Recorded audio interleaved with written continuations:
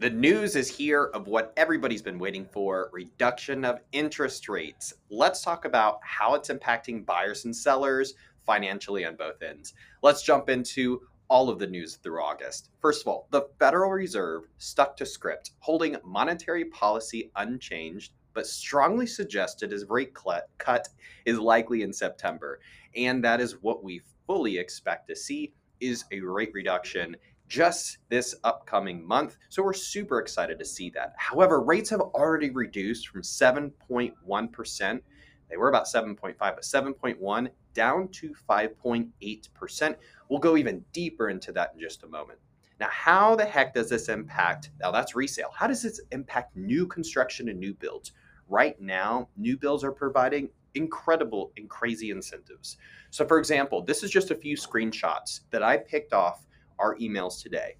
This one right here, now selling Southeast Austin, inventory from $449,000, financing at 1.99%. Crazy low, right? Another one at 3.75%, 4.875%. On the right here, we have prices from $339,000 at 6% closing cost credits from the builder, right? They're paying for all closing costs. Down below, you see here another discount of 15,000, 10,000. But these new builds are also reducing the prices and they're willing to be negotiable.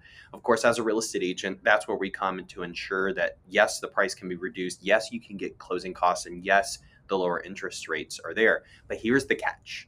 This all changes every Monday. Every Monday, the incentives change. So what you see now is not what you're going to necessarily get later. Now, what about demand based on rate environment?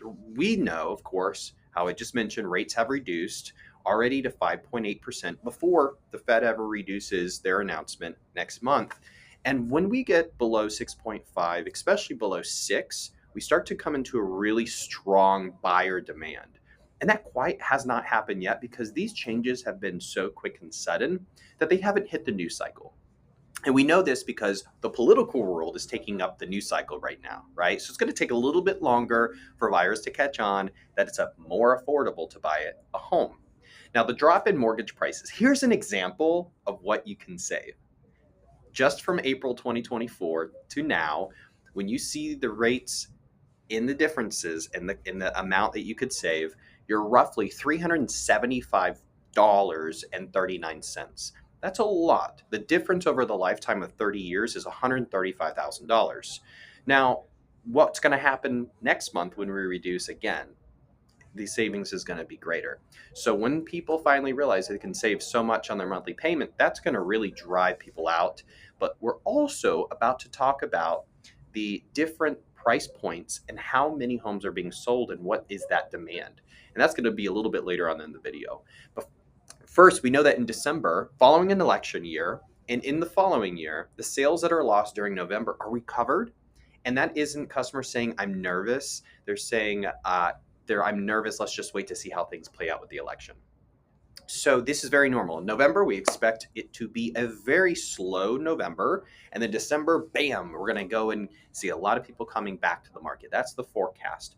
So if you want to be smart and play it out where you get the best deal and you want to have the most closing costs, November would be the month that you would purchase.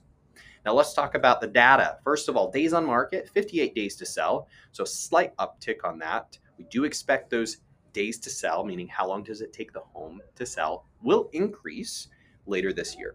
The new listings did increase slightly. We do have 96% close price to list price ratio, meaning if you ask for 500,000, did you get it? No. As a seller, you got less. When it comes to median list price, we're at 472,000. So that did decrease. That's natural around this time of the month.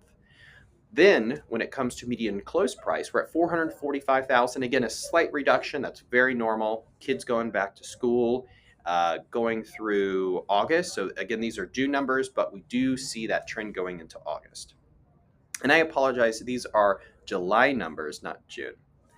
Now, also the active listings versus sold listings, 13,577 active listings and 2,853 sold listings. So when you look at this at the bigger picture, we have a lot more active listings. We have actually 50% more active listings than normal. For a seller, that's a lot of competition. And for a buyer, you have a lot to choose from. So really, you have 5 months of inventory to choose from right now. So this is what I was talking about earlier in the video, number of homes sold. So really during, depending on the price point you're in, will depend on how many homes are being sold. And that's good as a seller or bad as a seller. So if you're between or up to the $500,000 mark, you'll be able to see that only 26% of homes were sold.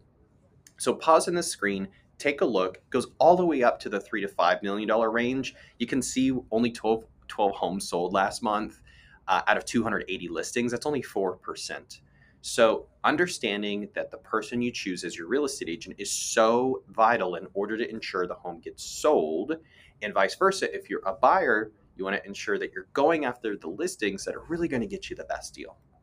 Sellers. So here's some good news. First of all, prices have continued to stabilize over the entire year when you're looking at the trend. Active listings did increase, and we do see that days on market is about the same, right? They've kind of leveled off. We do have 5 months of inventory that was the same as the month before, so competition has about stayed the same. And interest rates, which is great for you, more buyers again coming back to the market, they've reduced from 7.1%. Your negotiation power slightly increased. You have about 5% more power, but still the buyer has a lot more power than you. And if there is a fair price at a great condition, you're going to be fine. You'll sell the home, right? As long as the marketing is great when it comes to the real estate agent. Again, the selling strategy and the marketing must be complete and creative. Buyers. Okay, let's talk about you. Quarter 3, Q4 is going to be great to pick up a home at a great price with the least amount of competition before we expect everybody jumping back in January of next year. We already see that increase of buyer demand now. It's going to be a lot more in 2025. We already spoke about new interest rates for new homes at 1.99%. That's the lowest we've seen. Resale interest rates at 5.875%. Move-in ready, priced correctly homes will and can be in multiple offer situations. We still see that.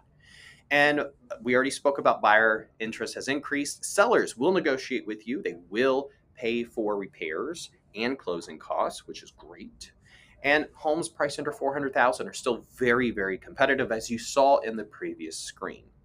The stabilized values have a lot of confidence in our market right now, to our world, especially in Austin, and again, anticipate prices to increase in 2025. If you have any questions whatsoever about the data or specifically about your situation, reach out. We love to help and answer questions. You have a great day. Take care.